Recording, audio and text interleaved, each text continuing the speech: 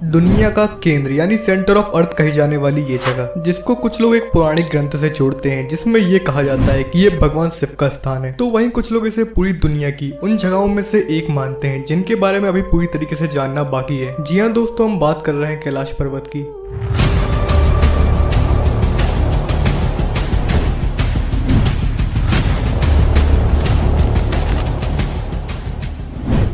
कैलाश पर्वत एक ऐसा स्थान है जिसे कुछ लोग देवों की भूमि यानी देवलोक भी कहते हैं, क्योंकि यहाँ स्वयं देवों के देव महादेव विराजमान है। शिव पुराण और स्कंद पुराण में ये बताया जाता है कि धरती में भगवान शिव कैलाश पर्वत में रहते हैं। शायद ये एक इत्तेफाक हो, पर इसी की वजह से कैलाश पर्वत की चढ़ाई कोई पूरी नहीं चढ़ पाता, क्योंकि ये देखा गया है कि जिन लोगों ने भी कैलाश पर्वत की चढ़ाई करने की कोशिश की, या तो वो बर्फ में दब गया या तो वो दोबारा दुनिया की नजर में कभी नहीं आया। और ऐसा बताया जाता है कि जिन लोगों ने इस पर्वत को चढ़ने की कोशिश करी, वो लोग ये बताते हैं कि इस पर्वत में रात के समय एक दिव्य ऊर्जा दिखाई देती है, जिसको कि आप वहाँ पे देख और महसूस कर सकते हैं। यहाँ तक कि ये कहा जाता है कि इस पर्वत में एक ऐसी साउंड वेव गूंजती है जो कि काफी हद तक सिमिलर है ओम साउंड से। इस चीज को रिसर्चरों ने भी कंफर्म किया है कि यहाँ एक साउंड वेव का गूंजना कॉमन है। यहाँ तक कि आप जो स्क्रीन पे इमेजेस देख रहे हैं, ये उन लोगों द्वारा खींची गई इमेजेस है जिन लोगों ने कैलाश पर्वत को चढ़ने की कोशिश करी थी, जिनमें की आप ये देख सकते हैं कि इनमें एक तरीके से भगवान शिव की आकृति दिखाई दे रही है। यहाँ तक कि आदि कैलाश में एक ऐसा भी पर्वत है जिसे ओम पर्वत कहते हैं, जिसमें की साफ साफ ओम की आकृति दिखाई दे रही है, जो की एक तरीके से भगवान शिव को प्रदर्शित करती है। इस जगह के बारे में कई कॉन्स्पिरेसी थ्योरी भी निकल के आती है, जिनमें कि ये कहा जाता है कि कई लोगों ने कैलाश पर्वत को चढ़ने की कोशिश करी, जिनके मुताबिक कुछ ऊंचाई तक चढ़ने के बाद वहाँ की साउंड रेडिएशन इतनी तेज हो जाती है कि कोई नॉर्मल ह्यूमन वहाँ पे सर्वाइव नहीं कर सकता। और अगर उस साउंड को डमरू के साउंड से कंपेयर करा जाए तो वो काफी हद तक सिमिलर है। इस पूरी जगह की सबसे मिस्टीरियस प्लेस यहाँ की मानसरोवर झील है। यह झील अपने आप में ही एक रहस्य है, क्योंकि ये देखा गया कि मानसरोवर झील में एक ऐसे सांप को देखने का दावा किया जाता है जिसकी लंबाई का अनुमान भी नहीं लगाया जा सकता। एक टाइम पे एक न्यूज काफी ज्यादा वायरल हुई थी, जिसकी क्लिप आप यहाँ देख सकते हैं। शेषनाग ने किसी को मायूस नहीं किया,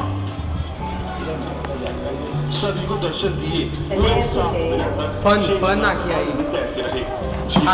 इस न्यूज में दिखाया गया था कि एक ऐसा सांप जो उस पूरी नदी को कवर कर रहा है, जिसकी परछाई हमें पानी के ऊपर दिखाई दे रही है। उस टाइम में न्यूज वालों का ये कहना था कि ये शेषनाग की परछाई है। यहाँ तक कि वहाँ के स्थायी लोगों का इस बारे में ये कहना था कि कई बार उन्हें पहाड़ी में एक विशालकाय सांप की परछाई देखने को मिलती है। पौराणिक ग्रंथों की माने तो ये नाग शेषनाग नहीं बल्कि वासुकी नाग है। लोगों ने 10 फन की परछाई देख के इसे शेषनाग बता दिया, पर मैं आपको ये बता दूं, ग्रंथों में ये बताया गया है कि शेषनाग को अनंत नाग भी कहते हैं, जिनकी अनंत सिर है। और वहीं वासुकी नाग के बारे में ये कहा जाता है कि वे अपने आकार को अपने इच्छा अनुसार बड़ा या छोटा कर सकते हैं। तभी आपने वासुकी नाग को भगवान शिव के गले में भी देखा होगा। तो वहीं समुद्र मंथन के समय वो बड़ा सा नाग, वो भी वासुकी नाग ही था, जिस वजह से ऐसा कहा जाता है कि जो पहाड़ियों में बड़ी सी परछाई की आकृति देखने को मिलती है वह वासुकी नाग की है। एक और बेहद ही मिस्टीरियस बात इस कैलाश पर्वत को लेकर ये निकल के आती है कि इस पर्वत की आकृति अन्य पर्वत के मुकाबले काफी ज्यादा अलग है। इस पर्वत की आकृति एक ट्रायंगुलर शेप में है, जो कि काफी हद तक सिमिलर है पिरामिड से। जहाँ पिरामिड्स को कई लोग एलियनों का घर बोलते हैं, तो वहीं कैलाश पर्वत को भगवान शिव का धाम। ये दोनों बात आपस में थोड़ी सी सिमिलर लगती है, पर एक तरफ इस चीज को आध्यात्म से जोड़ा जा रहा है, तो वहीं दूसरी तरफ इस चीज को साइंटिफिक वे में देखा जा रहा है। पर एक चीज तो कॉमन है कि ये दोनों जगह ही दुनिया के लिए एक रहस्य है।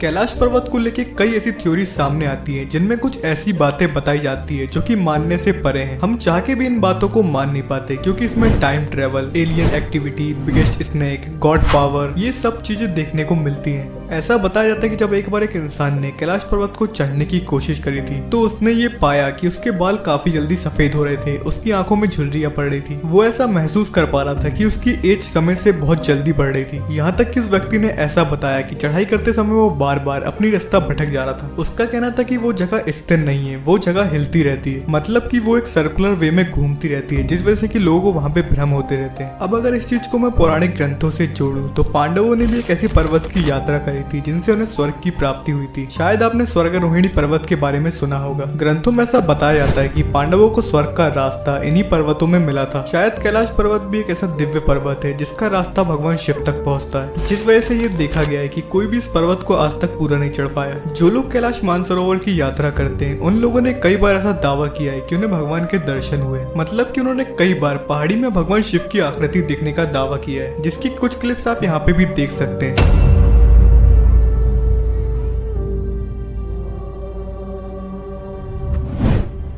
इन दावों को किसी भी तरीके से गलत बोलना तो एक तरीके से सही नहीं होगा, क्योंकि आप इसमें साफ साफ ये देख सकते हैं कि कैसे उन लोगों ने वहाँ की पावर को महसूस किया है। अब ग्रंथों में दिया गया इस पर्वत के बारे में उल्लेख, वहाँ पे ओम पर्वत का मौजूद होना, लोगों को भगवान शिव की आकृति दिखना, विशालकाय सांप की परछाई दिखना, ये सब चीजों को शायद ही हम एक इत्तेफाक का नाम दें। और भी कई बातें इस पर्वत को लेके कही जाती है कि क्यों किसी व्यक्ति को आज तक वो रास्ता दिखाई नहीं दिया जो कि भगवान शिव के धाम तक जाता है, और क्या अगर हमें वो रास्ता दिखाई दे जाए तो क्या हम वहाँ तक जा सकते हैं। जैसे कि मैंने आपको बताया कि वहाँ की साउंड पावर इतनी ज्यादा तेज है कि नॉर्मल ह्यूमन का वहाँ पे सर्वाइव करना बहुत ज्यादा मुश्किल हो जाता है। पर वहाँ पे कई ऐसे तपस्वियों को देखा गया है जो वहाँ पे कई सालों से तपस्या कर रहे हैं। आप लोगों ने उन लोगों के बारे में तो सुना ही होगा जो 100 साल से ज्यादा जी जाते हैं पर इस दुनिया में कहीं दिखाई नहीं देते। ऐसा कहते हैं कि उनमें से कुछ लोग कैलाश पर्वत में आज भी मौजूद हैं। ये वो लोग हैं जो वहाँ कई सालों से भगवान शिव की तपस्या में लीन है। कहते हैं कि इन लोगों को इतनी सिद्धियां प्राप्त हो जाती कि अगर कोई व्यक्ति इन्हें देख ले तो या तो वह जीवित नहीं बचता या तो उसे वरदान के रूप में कई सिद्धियां प्राप्त हो जाती हैं। क्योंकि अगर आप लोगों ने महाभारत सुनी है तो उसमें एक ऋषि का वर्णन मिलता है जो कि गुफा में काफी सालों से तपस्या कर रहे थे। जब भगवान श्री कृष्ण उस गुफा में भाग के आते हैं और उनके पीछे काल्यावन नामक राक्षस होता है, तो जब वो ऋषि उस काल्यावन राक्षस को देखते हैं तो वो जल के भस्म हो जाता है। क्योंकि ऐसा कहते हैं कि सालों से तपस्या कर रहे उन ऋषियों का तेज इतना ज्यादा हो जाता है कि यदि कोई व्यक्ति उन्हें देख ले तो वह जीवित नहीं बच पाता। और शायद यही कुछ कारण है कि कैलाश पर्वत को आज तक कोई पूरा नहीं चढ़ पाया, और जिन भी लोगों ने इस पर्वत को चढ़ने की कोशिश की वह दोबारा लौट के नहीं आए। मैं आशा करता हूँ आपको ये वीडियो पसंद आई होगी। मिलते हैं एक ऐसी अमेजिंग वीडियो के साथ। अगर वीडियो अच्छी लगे तो चैनल को सब्सक्राइब और